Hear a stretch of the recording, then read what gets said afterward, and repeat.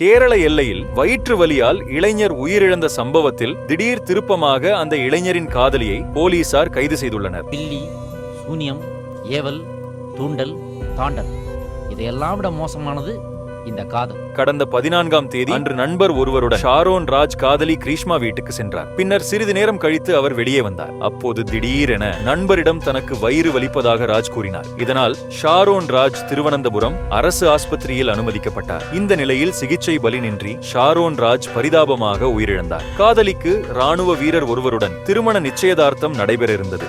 அப்போது இந்த திருமணம் நடந்தால் பெண்ணின் முதல் கணவர் இறந்து விடுவார் என்று ஜாதகர் கூறியிருக்கிறார். இதனால் காதலி ஷாரோன் அழைத்து குளிர்பானத்தில் திராவகம் கலந்து கொடுத்துள்ளார். உங்க தொந்தரவு தாங்க முடியாம கடைசியில பாயாசத்துல வெத்த வச்சு கொண்டு. இதையடுத்து கிரீஷ்மாவை போலீசார் கைது செய்தனர். இந்த மாதிரி கலகலப்பான நியூஸ் ஒவ்வொரு நாளும் கேட்டுக்கணும்னா நம்ம சேனலுக்கு லைக் பண்ணிட்டு சப்ஸ்கிரைப் பண்ணுங்க.